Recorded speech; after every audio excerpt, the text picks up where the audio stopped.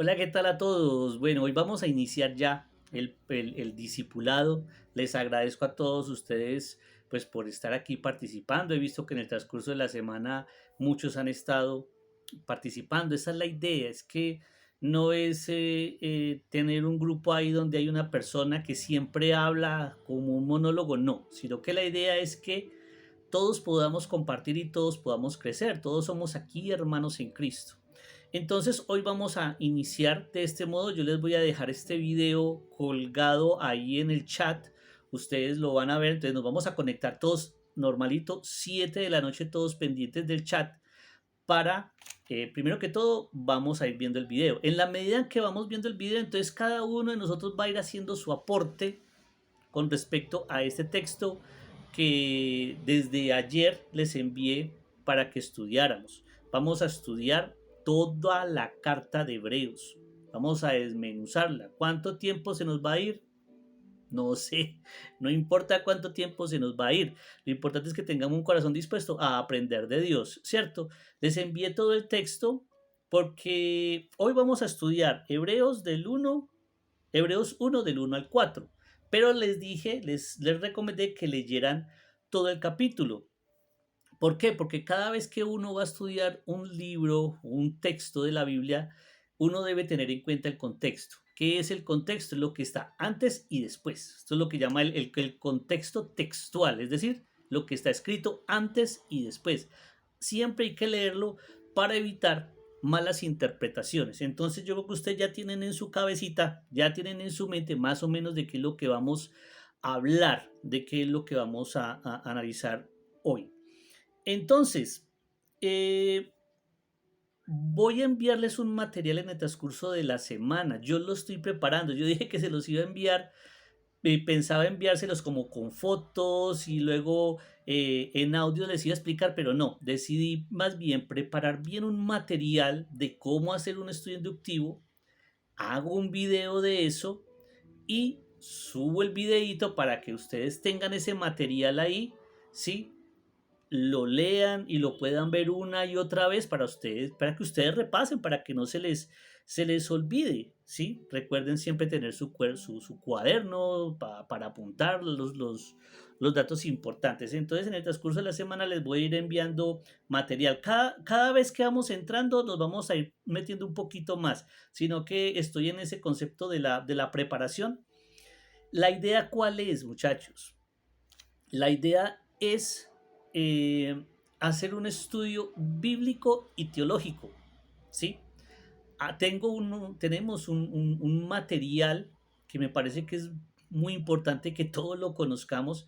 Entonces, por eso mire que el discipulado está dividido en dos partes, ¿cierto? Está el estudio de la palabra y posteriormente vamos a qué? A analizar el libro, el primer capítulo que ya lo debimos de haber leído. Sacamos un tiempito, hacemos el mismo proceso, vamos a compartir cada uno qué entendió del libro, si hay alguna duda, bueno, en fin. Entonces, sin más preámbulos, pues vamos a iniciar este estudio. Arrancamos entonces con una oración. Padre Celestial, en el nombre de Jesús nos presentamos hoy delante de ti. Pongo yo la vida, Señor, de mis hermanos que están al otro lado de la pantalla, pongo mi propia vida. Te pedimos, Señor, en el nombre de Jesús, que nos hables a través de tu Espíritu Santo, que con tu Espíritu Santo hables a nuestros corazones, que nos ayudes a quitar esa venda que hay en nuestros ojos para poder entender cada día más tu palabra. Ayúdanos, Señor, a enamorarnos más de tu palabra, a ser como decía David, que podamos decir que tus palabras son como la miel a mi paladar, son dulces como la miel, que las podamos disfrutar cada vez que abrimos tu palabra y poder entender y comprender cada día, Señor, más de ti. Ponemos entonces este tiempo, Señor, en tus manos y, Padre, háblanos, somos tus instrumentos, disponemos nuestro corazón, disponemos nuestra vida para que nos hables hoy, Señor, en el nombre de Jesús, amén y amén. Bueno, vamos entonces a iniciar leyéndolo. Dice así de la siguiente manera. Hebreos 1 dice, Dios, habiendo hablado muchas veces y de muchas maneras en otro tiempo a los padres por los profetas.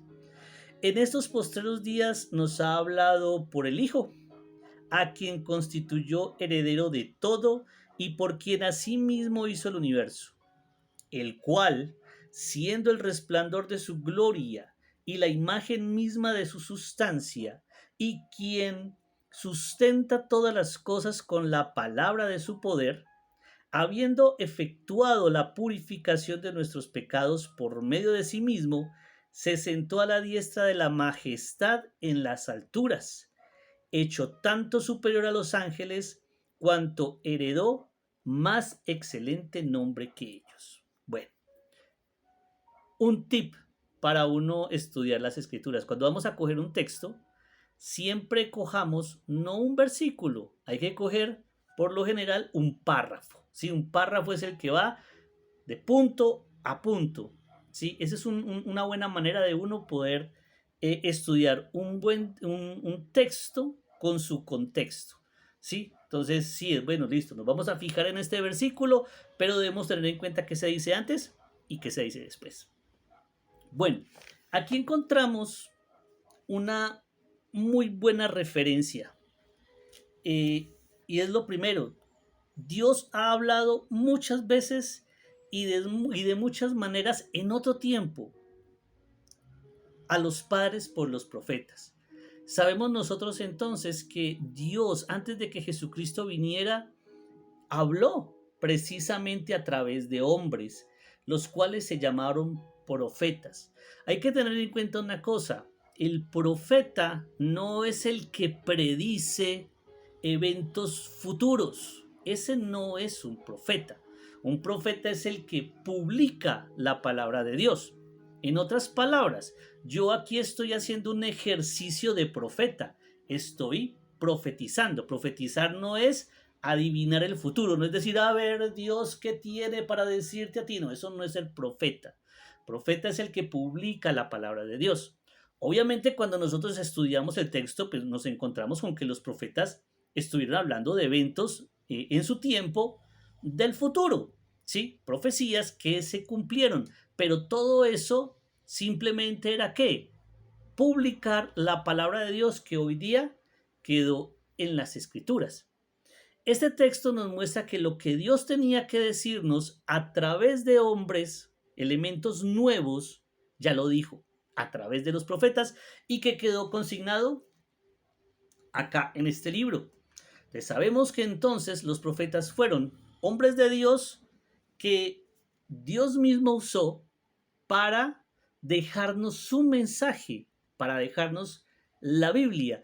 Ese fue, digamos, el propósito de los profetas, el dejar las escrituras, el dejar todo escrito para que hoy día nosotros podamos tener ese privilegio de abrir hoy este precioso libro.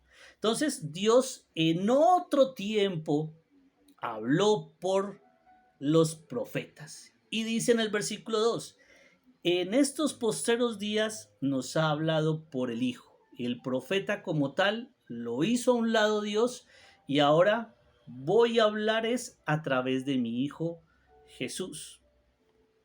Y da una cualidad, da unas características, dice, a quien constituyó heredero de todo y por quien asimismo hizo el universo. Aquí podemos ver que Cristo es la razón de toda la creación. Y si nos vamos nosotros a Juan, al Evangelio de Juan, el Evangelio de Juan 1, lo que hace es prácticamente poner un paralelo entre este texto que estamos leyendo de Hebreos y Juan, ¿sí? Juan dice lo siguiente, Juan 1:2. Me fui. Juan 1:2 dice lo siguiente. En el principio era el verbo, la palabra, era el verbo. Y el verbo era con Dios. ¿Qué hablaban los profetas en el Antiguo Testamento? La palabra, ¿sí? O sea, ¿de qué hablaban? De Dios, ¿sí? hablaban su palabra, y en el principio era ese verbo, hablando, todos los profetas escribiendo el Antiguo Testamento. Y el verbo era con Dios, es decir, esa palabra que estaban hablando los profetas era acerca de Jesús, estaban hablando de Jesús. Y el verbo era Dios. Aquí podemos analizar que entonces Jesús se encuentra inmerso en el Antiguo Testamento, ¿sí? El personaje principal de toda la Biblia es Jesús. Salud, un tintico. Es Jesús, ese actor principal, ese protagonista, ¿sí? De la Biblia es Él. Entonces los profetas estaban hablando de Jesús, ¿sí? Como lo acabamos de leer en Hebreos, ¿sí? Y el verbo era Dios. Increíble. ¿Cómo está diciendo aquí esa naturaleza de Cristo? Y dice, este era en el principio con Dios. Estamos hablando entonces de una eternidad, de que Jesús es eterno porque estaba desde el principio con Dios. Desde el inicio Jesús estuvo allí. Todas las cosas por Él fueron hechas. Y sin Él nada de lo que ha sido hecho fue hecho. En Él estaba la vida y la vida era la luz de los hombres. Entonces, corroborando aquí lo que dice Hebreos, ¿sí? Quien dice que a Jesús le constituyó como heredero de todo y por quien asimismo hizo el universo, podemos nosotros concluir de que Jesús es la razón de ser de que nosotros hayamos sido creados. Nosotros fuimos creados por y para Cristo. Toda la creación está hecha para Jesús. Aquí lo acabamos de ver entonces como a Jesús, el ser de la creación, el propósito por el cual existe la creación es Jesús. Sin Él, nosotros no estuviésemos aquí, ¿sí? Y estamos hablando también, Juan también está hablando, y aquí el libro de Hebreos nos está diciendo que Jesús es eterno, porque en el principio era el verbo, y el verbo era Dios, y estaba desde el inicio. En el versículo 3, algo que estaban hablando ahorita, que decían que Jesús y Dios es la misma persona. Dice así, versículo 3, me gusta mucho este pasaje.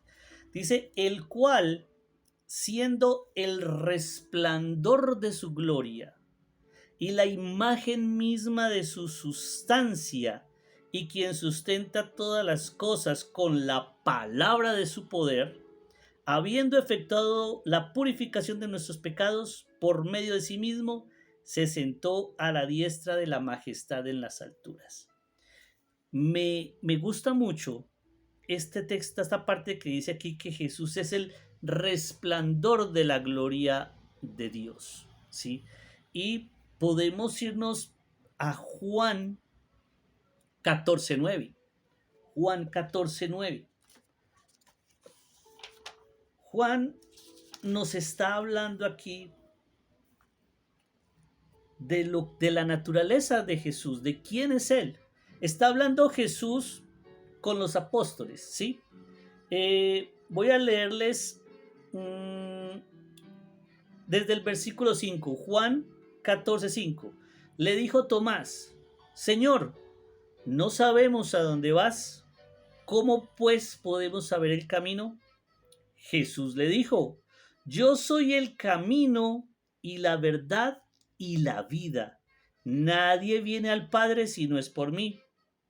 Si me conocieses a mí, también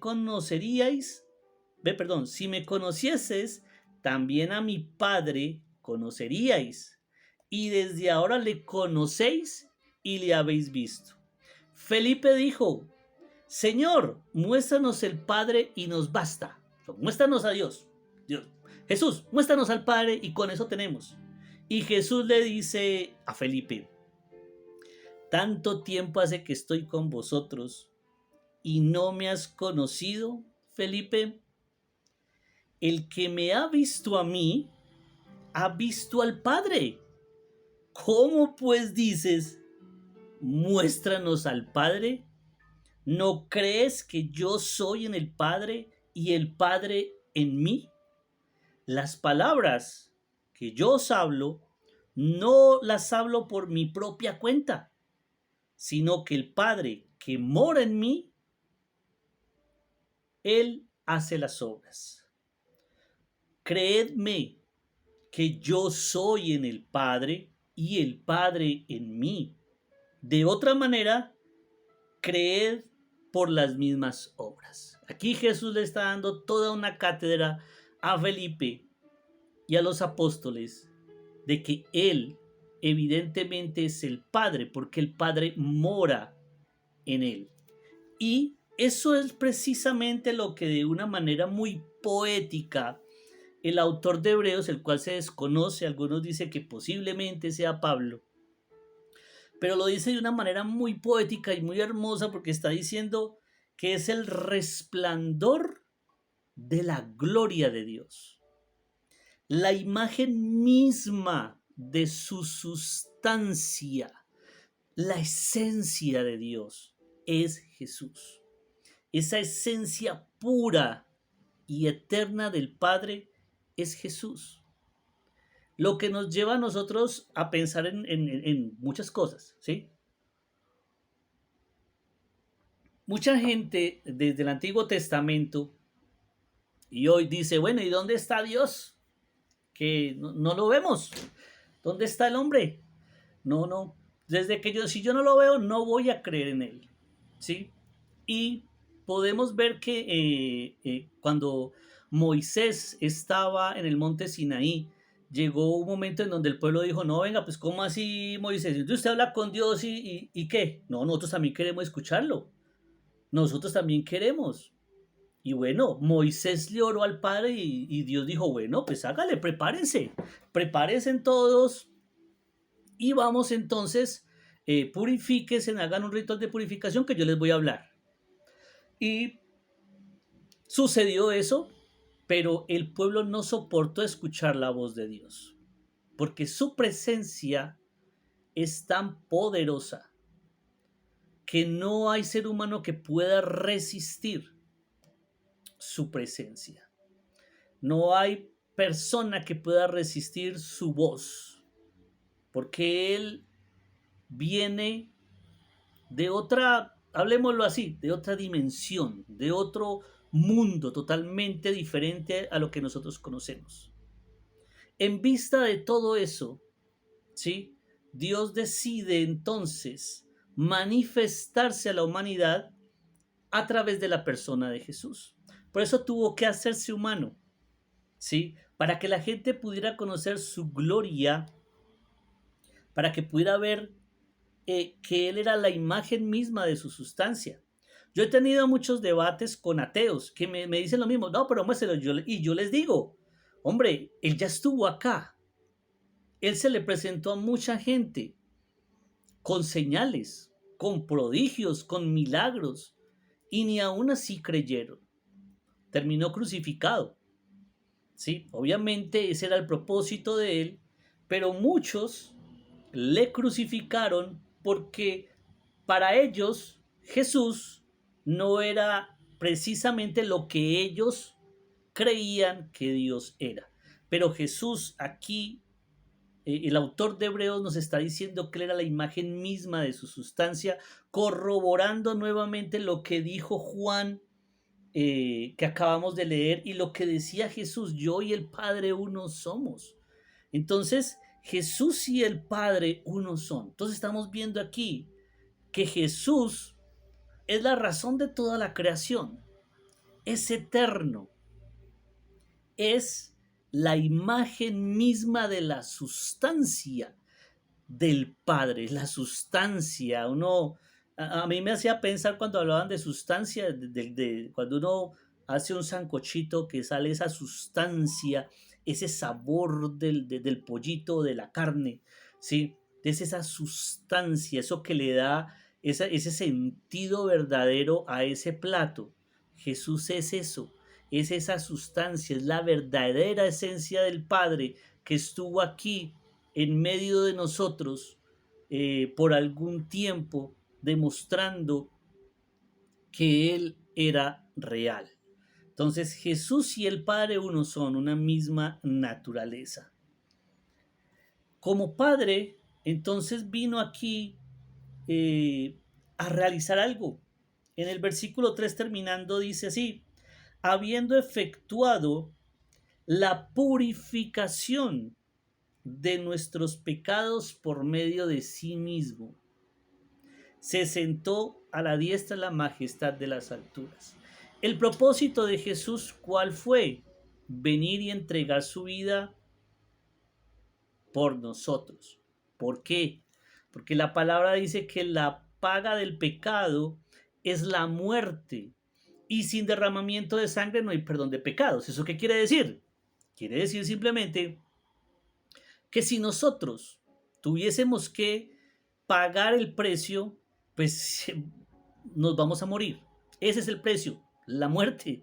Para que haya remisión o perdón de pecados tiene que haber muerte. El problema es que una vez que estemos muertos ya no hay nada que hacer, ¿sí? Entonces, como consecuencia del pecado entró la muerte. Sabemos que Dios le dijo a Adán y Eva, el día que coman de ese fruto van a morir. En otras palabras, el día que ustedes me desobedezcan, van a morir. Esa es la cuestión. ¿Por qué la muerte? Porque la persona que decide desobedecer a Dios simplemente no quiere estar con Él. Y resulta que Dios es la fuente de la vida.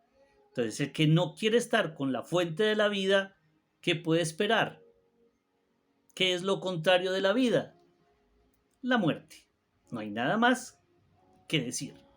Entonces Jesús ha venido a realizar la purificación, a purificarnos, a limpiarnos a través de ese sacrificio en la cruz. Muchos no entienden por qué Jesús murió por nosotros. Yo le he preguntado a muchos cristianos, venga Jesús, ¿por qué murió? Y dicen, por nuestros pecados. Sí, pero ¿por qué? ¿Por qué tuvo? Te toca cambiar la pregunta. Entonces, ¿por qué Jesús tuvo que morir por nuestros pecados? Y muchos, lamentablemente, muchos cristianos no saben responder. No saben. Dicen ser cristianos, pero no saben por qué vino Cristo. No saben por qué tuvo que morir. Algunos dicen, no, es que vino para darnos un ejemplo. Si él murió para darnos ejemplo. Otros no, pues es que estuvo de malas porque es que todo lo que él dijo se ganó un mundo de enemigos. Pero entonces ahí es donde está la cuestión. Jesús vino a entregar su vida. Y vamos a mirarlo precisamente en Hebreos 10. Hebreos 10. Ahí mismito, vamos a buscarlo. Hebreos 10:1 dice lo siguiente. Leo. Porque la ley, teniendo la sombra de los bienes venideros, no la imagen misma de las cosas, nunca puede, por los mismos sacrificios que se ofrecen continuamente cada año, a hacer perfectos a los que se acercan. Sabíamos entonces que la gente hacía sacrificios porque Dios lo había ordenado cuando levantaron el tabernáculo. Esto como tipología de Jesucristo, de lo que significa el sacrificio de Jesús. De otra manera cesarían de ofrecerse. Sabemos entonces que esos sacrificios que ellos hacían no eran suficientes, ¿sí? Pues los que tributan este culto limpios una vez no tendrían ya más conciencia de pecado. Pero en estos sacrificios cada año se hace memoria de los pecados, porque la sangre de los toros y de los machos cabríos no puede quitar los pecados. Por lo cual entrando en el mundo, hablando de Jesús, dice, sacrificio y ofrenda no quisiste, me preparaste cuerpo. Holocaustos y expiaciones por el pecado no te agradaron. Entonces dije, Jesús, he aquí que vengo, oh Dios, para hacer tu voluntad.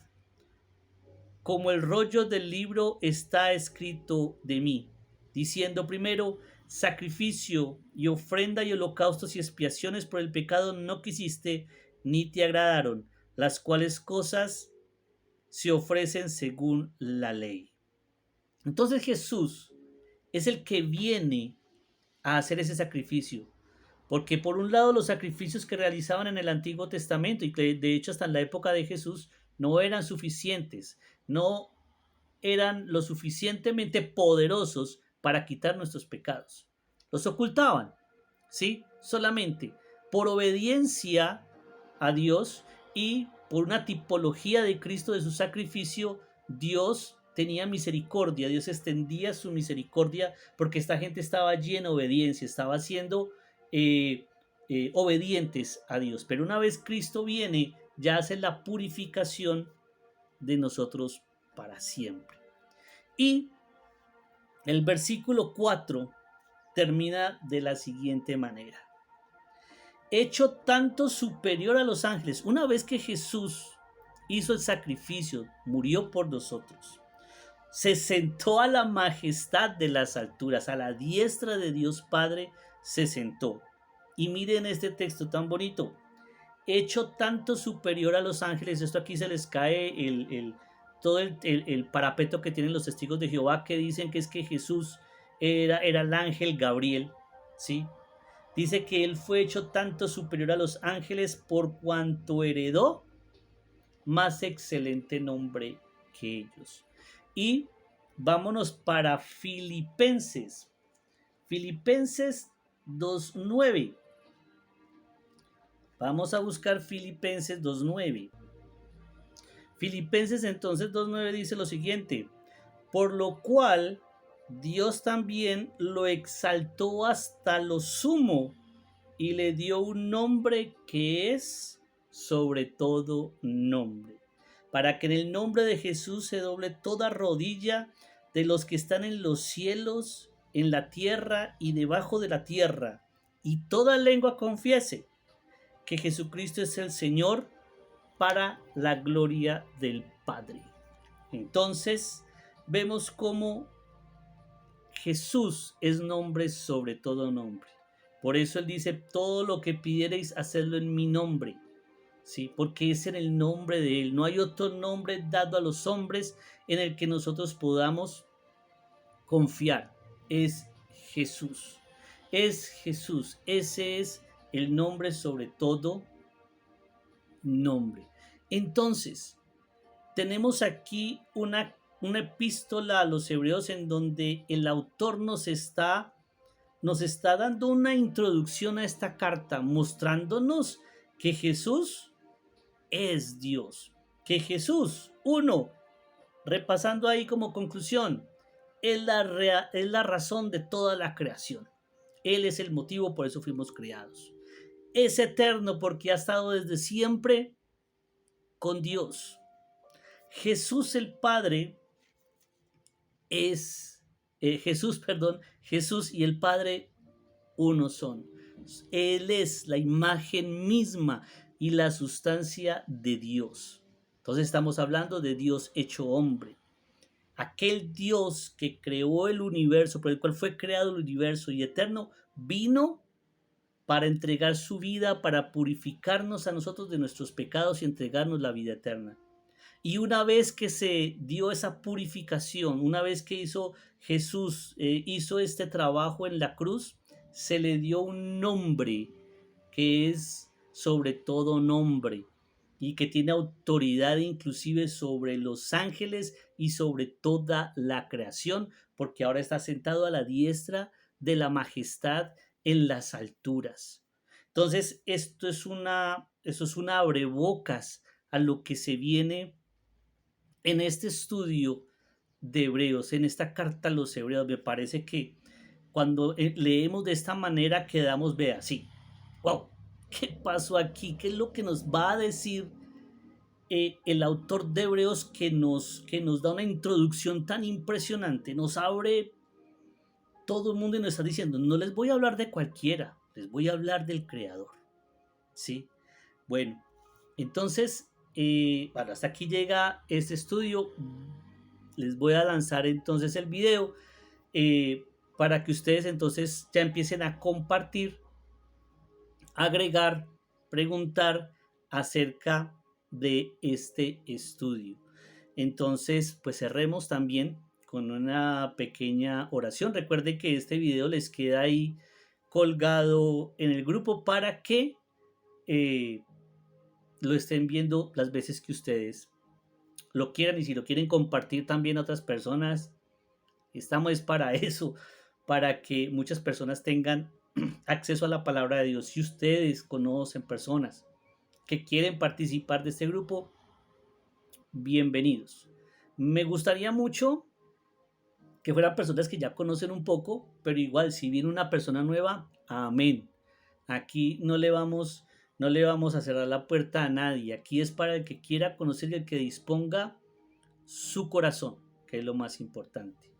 Padre, te damos muchas gracias por esta palabra.